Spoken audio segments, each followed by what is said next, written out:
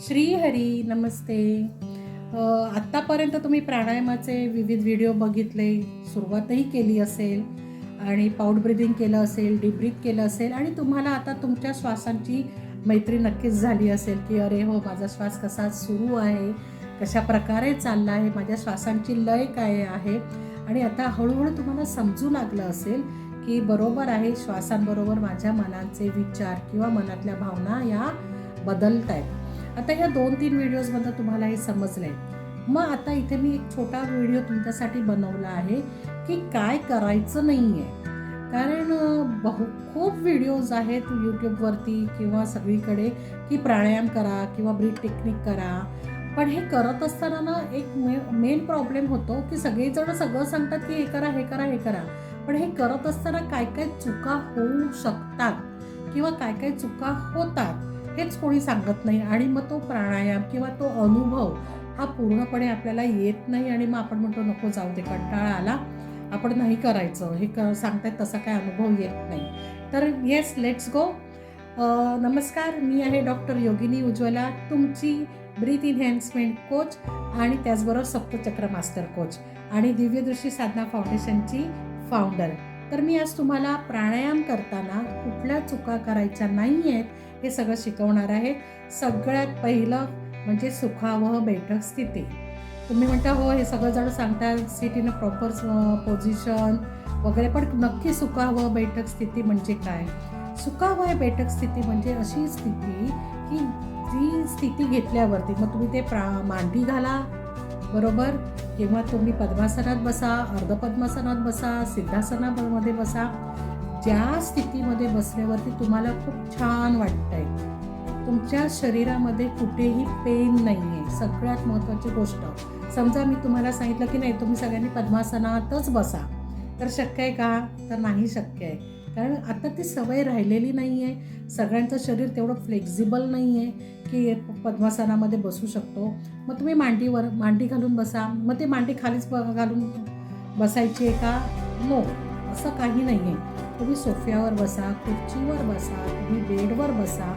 ज्या ठिकाणी बसून तुम्हाला असं आरामदायी फील होईल, असं वाटेल की खूप छान वाटतंय, त्या पोझिशनमध्ये तुम्हाला बसायचं आहे. हा पहिला नियम, ठीक आहे.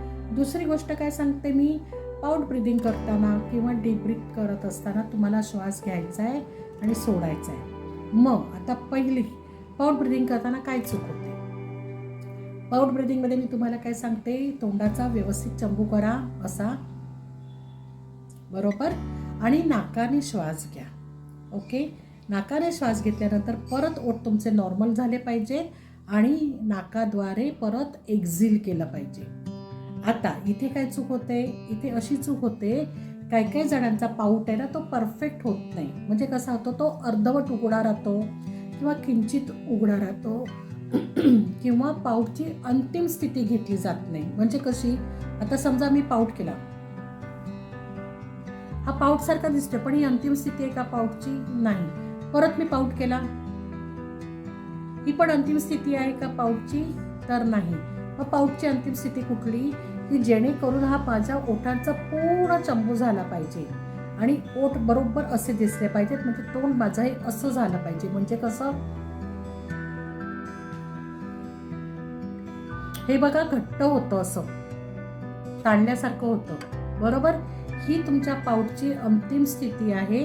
आणि ह्या स्थितीमध्ये जेव्हा तुम्ही श्वास घेता त्यावेळेला तुमचं तोंड उघडं राहत नाही किंवा किंचितही ओठ तुमचे विलग होत नाही आणि तुमचा तो श्वास जो आहे तो परफेक्टली तुम्ही पूर्णपणे पाऊट ब्रिदिंगसाठी घेऊ शकता.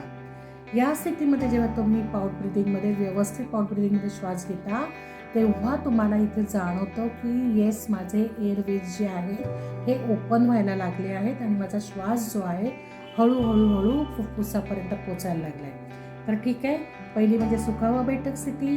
त्याच्यानंतर पूर्ण पाऊट करायचा आहे, अर्धवट पाऊट नाही करायचा आहे. त्याच्यानंतर एक्झिल करताना एक्झिलेशन जे आहे ओठ नॉर्मल करून नाकाद्वारे करायचं आहे, ठीक आहे. त्यानंतर डीप ब्रिदिंगमध्ये आपण करणाऱ्या चुका ज्या आपल्याला अवॉइड करायच्या आहेत, अजिबात ह्या चुका करायच्या नाही. ओके, पाऊट ब्रिदिंग झाल्यावरती आपल्याला डीप ब्रीथ करायचं आहे तर डीप ब्रीथिंग करता नेहमीप्रमाणे परत सुकावं बैठक स्थिती घ्यायची आहे, जिथे तुम्हाला स्वतःला खूप काम वाटेल, शांत वाटेल अशा ठिकाणी बसायचं आहे आणि नाकाने आपल्या कॅपॅसिटीनुसार श्वास घ्यायचा आहे. कारण सगळेजण डीप ब्रीथ करलो जर तुमची कॅपॅसिटी नसेल तर तुम्ही श्वास घेतला तर कसं होईल आता तुम्हाला दाखवते बघा. आता समजा माझी कॅपॅसिटी कमी आहे, ओके, आपल्याला कळतच नाही आपल्या श्वासांची कॅपॅसिटी किती आहे आणि तुम्ही श्वास डीप ब्रीथ घेण्यासाठी सुरुवात केली आणि तुम्हाला कळते की नाही अजून हवं आहे, डीप ब्रीथ सांगितलं तुम्ही काय करतात,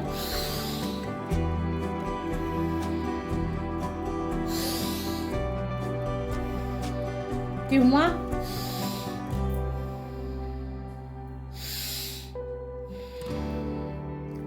टोटली रॉंग. कारण इथे तुम्ही घर्षण करताय घशाला, स्मूथली श्वास तुम्ही घेत नाहीये. ही खूप मोठी चूक करतात डीप ब्रीथ मध्ये. हे मी अनुभवलंय, साधकांना पाहिलेलं आहे किंवा त्यांचे फीडबॅक पण येतात की तुम्ही सांगितले पण आमचं होत नाही. कारण का, घ्यायची पद्धतच चुकीची आहे. डीप ब्रीथ करत असताना तुमच्या शरीराचा एकही अवयव हलणार नाही, फक्त आणि फक्त तुमच्या दोन्ही नाकपुड्यांची हालचाल होणार आणि अतिशय शांतपणे तुम्ही श्वास घेणार आहात. म्हणजे कसा घेणार श्वास, तुमच्यासाठी मी मुद्दामून आवाज करून दाखवते म्हणजे तुम्हाला कळेल. नाहीतर म्हणणार की ताई तुम्ही म्हणता आणि तुमचा श्वासांचा आवाज येतोय, तर मी तुमच्यासाठी दाखवते आहे. नाहीतर हा श्वासांचा आवाज येता कामा नये. फक्त आणि फक्त तुमच्या नाकपुड्यांना घेत असताना नाकपुड्यांना या एअरवेजना श्वासांचा अनुभव येतो. म्हणजे कसं, डोळे मिटले, शांत सुखावं बैठक स्थिती आणि श्वास घ्यायचा आहे.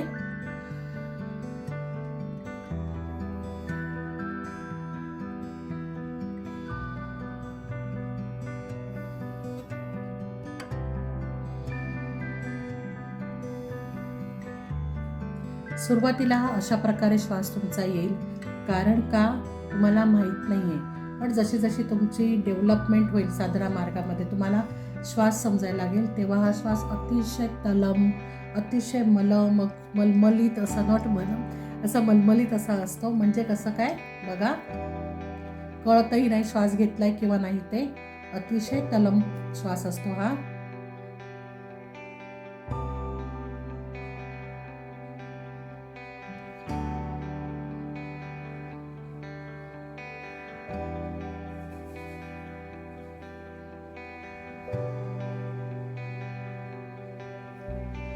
कळलं? इतका तो असा रेशमासारखा, इतका पातळ, इतका तलम, अक्षरशः म्हणजे तो फक्त मला माहिती आहे की हो मी श्वास घेतलाय आणि मी श्वास सोडलाय. तर अशा प्रकारे श्वास घ्यायचा आहे. अशा प्रकारे मी जे शिकवलं त्याप्रमाणे चुका अवॉइड करायच्या आहेत.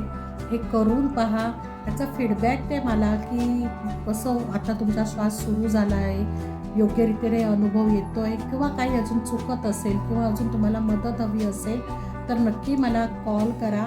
कारण मी स्वतः 1 to 1 घेते. म्हणजे काय करते, मी मेंटरशिप तुमची घेते आणि तुमच्या पूर्ण म्हणजे जोपर्यंत माझा शेवटचा श्वास आहे तोपर्यंत मी तुम्हाला शिकवत राहते आणि तुमची मी आयुष्यभरासाठी मेंटर होते इन ऑल लेवल. तर त्याकरता तुम्ही मला नक्की फोन करा. आणि दिव्यदृष्टी साधना फाउंडेशन म्हणजेच doctor Yogini Ujjwala breath enhancement coach, सप्तचक्र मास्टर कोच, आमचं पेज आहे फेसबुकवरती दिव्यदृष्टी साधना संस्था या नावाने. यूट्यूबवरती देखील आमचं चॅनल आहे. त्याचबरोबर इन्स्टावरती देखील आमचं चॅनल आहे. नक्की ते फॉलो करा, सबस्क्राईब करा. नवीन जे व्हिडिओ येत आहेत ते तुम्हाला लगेच नोटिफिकेशन मिळेल आणि आपण असंच भेटत राहूया छान व्हिडिओ घेऊन. आणि 2024 करता खूप सारे व्हिडिओज प्लॅन केलेले आहेत आणि एक नवीन गोष्ट देखील आहे तुमच्याकरता स्पेसिफिकली केली आहे. तर ते सरप्राईज तुम्हाला मी लवकरच देणार आहे. तर भेटत राहूया. तोपर्यंत श्रीहरी.